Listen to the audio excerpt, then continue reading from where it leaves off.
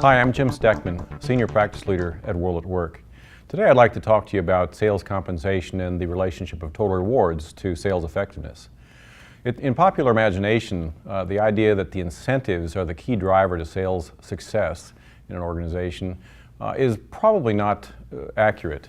In our research and through the School of Hard Knocks, we've discovered that the total rewards approach is really key to engaging and motivating and attracting and retaining an effective sales force for the organization. And we know that the sales force is key to driving revenue growth and achieving margin goals and achieving market share growth for organizations. So let me talk about a couple of the assumptions that I think need to be challenged when it comes to motivating and engaging your sales force. First of all, the idea that career development is extremely important to the sales force. It's often been thought that the sales force or a salesperson operates as a lone wolf who's really just trying to push product and remain in the field, work their accounts, and sell as much product as possible. When in reality, a salesperson in today's workforce is looking for long-term growth and long-term potential with the organization.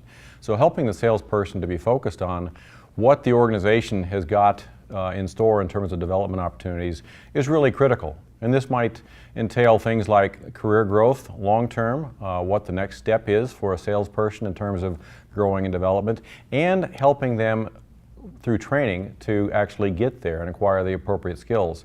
It's not just product training, it's also about skills training and sales competency training. A salesperson wants to be part of a winning team, they want to be a contributor to a winning team, and so helping them acquire the appropriate competencies for your organization, tailored to your sales process within your organization is key. Development is really a critical part of a salesperson's belief that the organization cares about them, understands them, and is thinking of them in a long-term capacity and with long-term potential.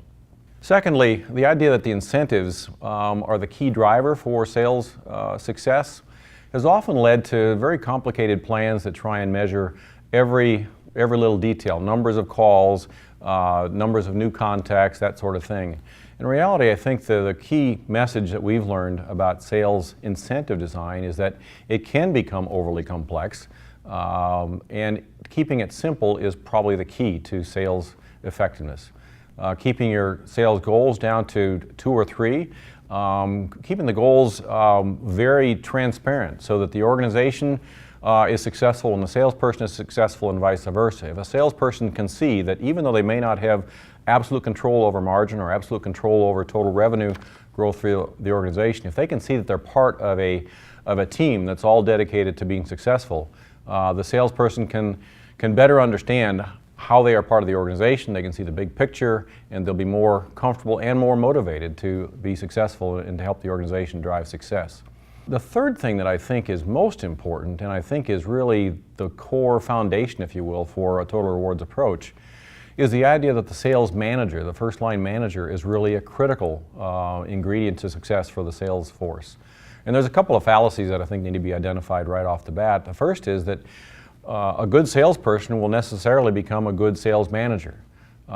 We have known for years, not just for the sales function, but for virtually every function in an organization, that just by promoting your best performer from an individual contributor to a first-line manager doesn't necessarily guarantee that you're going to be improving your ability to manage the organization.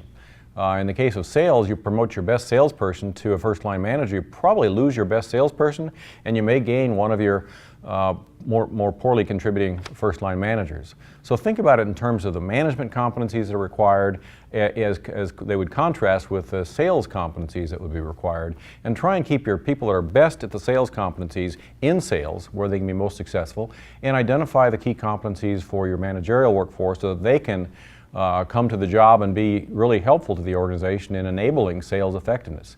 Some of those competencies for managers would be things like coaching and communication, things like planning, things like performance management, being key contributors to the onboarding processes, and also key in helping salespeople understand the development path so that the sales force can be better apprised of the total offering that you've got in terms of a total rewards package.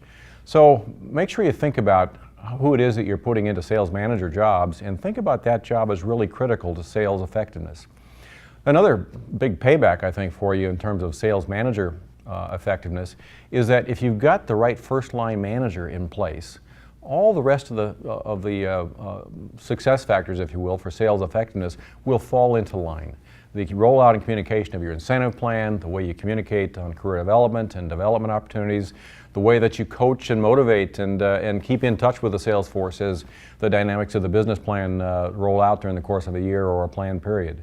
So the first-line sales manager is really a key role. It's key to sales effectiveness, and I think it represents a foundation, if you will, for a total rewards approach. HR's role in this is really critical. From an HR standpoint, that function in most organizations has got the wherewithal to bring the right parties together and to help people achieve the right, if you will, identify the right vision and the right perspective in thinking about sales effectiveness.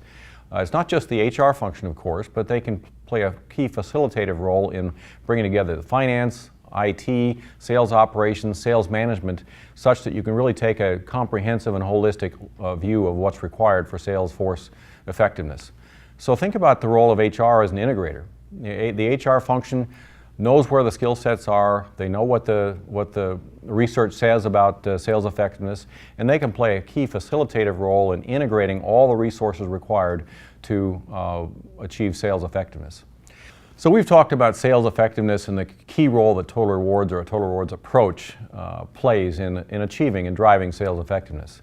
And this idea is not new, but perhaps it's new in some respects to the sales force and the idea of sales effectiveness. The concept of show me the money has really driven a lot of thinking and a lot of behaviors in organizations over the years that have been short-sighted and superficial.